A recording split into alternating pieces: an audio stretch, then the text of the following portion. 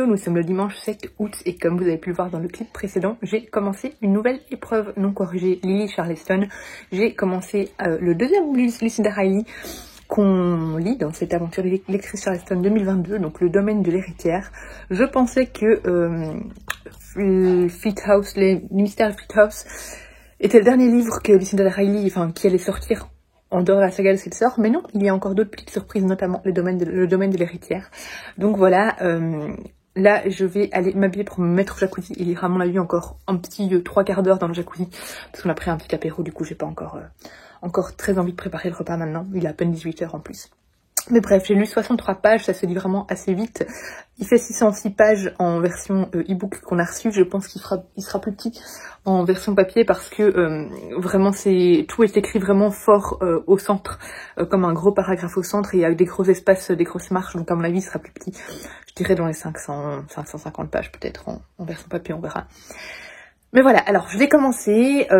Ici Lucinda Riley nous emmène en France. Le livre se passe dans les années 90, donc 90, et en fait on va suivre Emily qui a, sa mère vient de décéder et elle a hérité du coup de la fortune de ses parents qui ont comme nom de famille la Martinière et qui ont un château depuis 250 ans, et voilà, qui ont un grand domaine et vraiment un nom connu en France depuis 250 ans. Qui lui vient de son père. Elle s'est toujours sentie très éloignée de sa mère, qui n'a jamais vraiment fait attention à elle.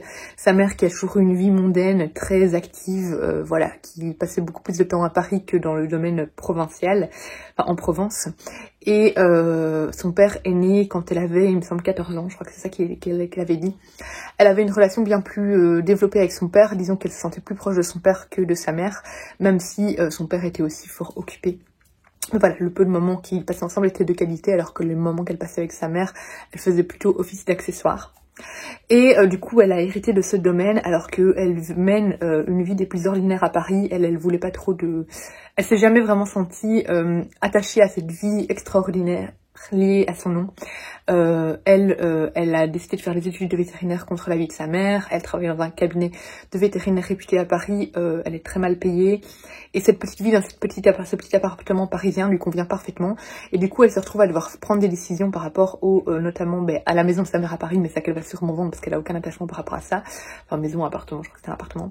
Et par rapport surtout au domaine, au château dont elle a hérité, qui se trouve en Provence, et à tout le vignoble qui est accroché. Voilà, du coup elle va leur prendre une décision par rapport à ça, et voilà, pour le moment c'est là où j'en suis.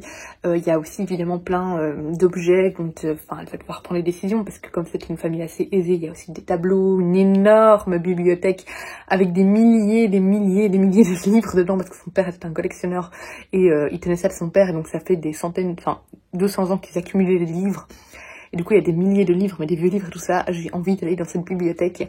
Voilà, pour le moment, j'aime vraiment beaucoup. Je trouve qu'on rentre directement dans l'histoire. Et clairement, je voyage en Provence et ça fait du bien. Je sens cette chaleur provençale. Voilà, j'imagine tous ces vignobles, etc. Ce grand domaine. Et clairement, ça donne envie de rentrer dans le livre pour passer du temps avec Emily. Voilà, du coup, je vais continuer à le lire et je vous tiendrai, comme d'habitude, au courant de ma lecture au fur et à mesure. Je ne sais plus où j'en suis arrêtée dans mon avis sur Lucinda Riley. On est maintenant le lundi 8 août et je suis à la page 200. Je l'ai pas lu du tout aujourd'hui. Hier j'ai quand même bien avancé parce que j'étais à fond dedans, mais aujourd'hui je l'ai pas lu parce que j'ai lu un autre livre, puisque je dois avancer aussi dans mes autres lectures, notamment ma semaine de vlog, voilà, que je filme mensuellement, toutes les semaines. Donc voilà, il faut aussi du contenu pour ça. Du coup, là maintenant je vais le reprendre, je vais lire pendant 1 heure à mon avis ce soir. Je sais plus du tout où j'en suis arrêtée. Tout ce que je peux vous dire, c'est que, et ça je pense pas que vous en ai parlé, on a une partie dans le passé, du coup, en pleine guerre 40-45, que je trouve complètement passionnante, où on est entre l'Angleterre et la France, pour comprendre un peu l'histoire du passé de la famille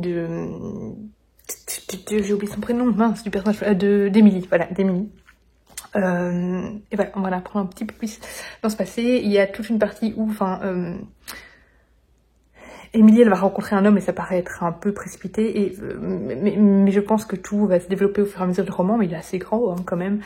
et il y a quelque chose lié au passé, enfin voilà, qui les relie dans le passé tous les deux. Voilà, je vous spoil pas trop, hein. Non, je vous spoil pas, c'est encore le début, c'est en plus, mais voilà, et je me méfie un peu de certains personnages, du coup je me demande si ma méfiance est justifiée ou pas, ce sera à voir. Bref, mais de toute façon je vous le dirai pas parce que je veux pas vous spoiler, donc ça vous le découvrirez par vous-même si j'avais raison ou pas de me méfier. Mais bref, du coup il y a toute une partie dans le passé en guerre 40-45 avec un peu tout ce travail de résistance, tous ces jobs dans l'espionnage, etc. Que je trouve vraiment passionnant et vraiment je trouve ça super chouette et j'adore. De toute façon dans l'histoire 40-45 en général, je suis vite prise par l'histoire, donc voilà.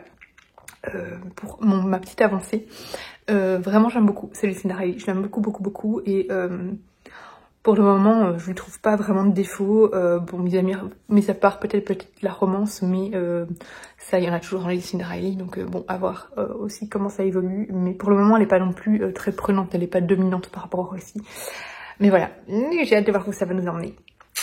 Hello, on est mardi après-midi, le 9 août. Je sais pas si vous avez déjà pris le livre, non, je crois pas. Il me reste 150 pages, mais je vais pas pouvoir avancer dans l'histoire ce soir parce que je pars en soirée. Mais j'ai tellement envie de continuer là, franchement, je suis tellement prise. J'ai pas pu beaucoup lire aujourd'hui, mais je pourrais faire une nuit blanche pour lire le roman d'une traite, je pense, tellement j'adore l'intrigue, autant les passages dans le passé que les passages dans le présent. Je trouve ça passionnant, palpitant. Alors en soi, l'histoire n'est pas spécialement originelle parce que parfois j'ai des petits airs de déjà vu et il y a aussi des éléments très attendus. Voilà, tout est assez facile à deviner, mais ça n'empêche rien, c'est toujours aussi prenant, c'est palpitant et j'adore les personnages, j'adore l'ambiance. On est vraiment entre l'Angleterre et la France, c'est Provence mais surtout Côte d'Azur, hein, parce qu'on est près de Saint-Tropez. C'est parce que, enfin c'est dans le même département, mais bon bref. Et du coup on a vraiment deux contrastes vraiment entre l'Angleterre et la France et voilà, j'aime beaucoup ce contraste entre les deux climats. Parce qu'en Angleterre en plus quand elle du va c'est vraiment quand il fait froid, il neige et tout ça. Et ouais, j'adore suivre ce travail de réseau de la résistance, etc. Et tous ces secrets qui se dénouent petit à petit et tout ce côté un petit peu malhonnête aussi qu'il y a derrière le roman. On se méfie de plein de personnages, que ce soit dans le passé ou dans le présent. Voilà, il y a pas mal de manipulations, etc. Et je trouve ça vraiment génial, super bien écrit. Voilà, c'est du grand Lucinda Riley, quoi. Donc j'aime beaucoup. Là, franchement, je pourrais le finir, je le finirai là maintenant d'une traite, mais je dois partir. Mais franchement, foncez découvrir ce roman. Je sens que ça va pas être un coup de cœur, mais grosse pépite. Et je pense que la fin ne peut pas me décevoir. Je crois pas. En tout cas, je changerai pas d'avis, même si la fin est peut-être un peu décevante, je n'en sais rien. Mais globalement, j'adore ce texte. Donc voilà, j'avais envie de vous faire un petit avis, un petit insert en plus, qui n'apporte pas grand-chose en supplément. Mais voilà, je l'arrête là, à la page 450. Et c'est tellement bien que je veux plus l'arrêter. Il est prenant, mais prenant à 100%. Donc foncez, si vous avez aimé Lucinda Riley, vous aimerez ce roman, je vous l'assure. Mercredi 18, 23h15, j'ai fini Le Domaine de l'Héritière. Ah, qu'est-ce que c'était bien. Je l'ai repris seulement ce soir parce que j'avance dans un autre livre, mais ça a été un calvaire de pas le continuer directement. J'ai tellement aimé ce livre. J'avais tout deviné très rapidement, mais c'est absolument pas grave en fait. Je pense que c'est l'habitude de lire ce style de roman et de lire Lucinda Riley. Mais j'ai tellement passé un bon moment. J'ai tellement adoré les personnages. Bon, il y a des personnages un peu manichéens. Mais ouais, je trouve que ça a fait voyager. Et autant un voyage en Angleterre et en Provence, Côte d'Azur, etc. Autant un voyage aussi dans le passé. Voilà, j'ai adoré tous les épisodes aussi dans la guerre 40-45, c'était génial. Je ne peux que vous conseiller ce roman, j'ai vraiment adoré. Ouais, j'ai adoré. Bah voilà, mais j'ai pas grand chose à vous dire de plus, puisque je vous en ai déjà parlé pas mal, je pense. Mais vraiment, je crois que maintenant, j'avais dit Mystère Treehouse c'était peut-être devenu mon préféré, Lucinda Riley, en dehors de la saga de cette sœur, mais celui-là, il est monté tout dessus, je pense. Vraiment, j'ai adoré ce Lucinda Riley là, et voilà, une vraie petite pépite.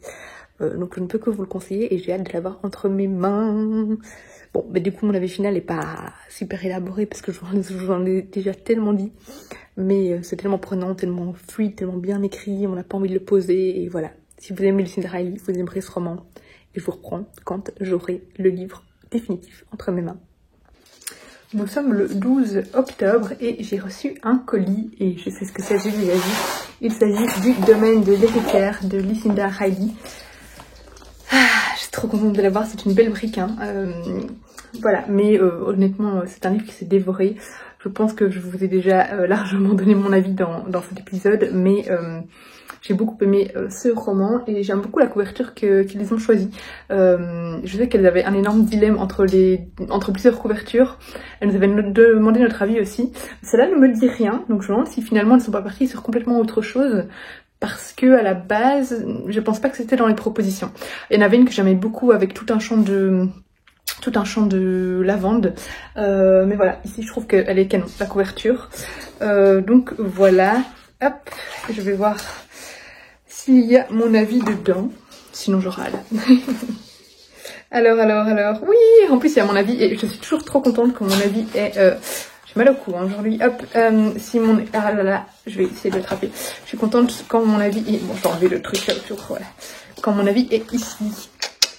Parce que voilà, c'est encore mieux, c'est encore plus mis en avant. Et donc il y a mon avis qui est là, un superbe roman qui nous emmène au cœur d'un réseau de résistance et nous offre un panel de personnages les plus intéressants. Donc voilà, bah, écoutez, je vous en ai déjà parlé. Ah ben voilà, là en enlevant le... Il suffisait d'enlever ça pour voir la lavande. Donc en enlevant le petit, je sais même plus comment on appelle ça, bref. On voit tout le champ de lavande, mais c'est pas le même champ qu'on avait à la base. Mais je suis méga fan de la couverture. Elle est trop belle. Voilà, c'est une belle brique. L'avantage c'est que j'ai déjà lu, du coup je casserai pas la tranche en lisant celui-là. Quoique je le relirai peut-être un jour, surtout. À mon avis, je le prêtais à ma belle-mère et à ma belle-sœur. Je leur dirai de faire attention. Bref, tout ça pour dire... Voilà, je suis trop contente d'avoir mon avis du coup dans 2 Lucinda Riley parce que j'ai eu la chance de lire 2 Lucinda Riley lors de cette expérience Lily Charleston, enfin lectrice Charleston 2022. Donc voilà, c'est c'est le Graal. Voilà, donc n'hésitez pas à me dire si vous aimez cette autrice, si ce livre vous tente, si vous avez lu la saga des 7 sœurs et on se retrouve bientôt dans une prochaine vidéo. Bisous.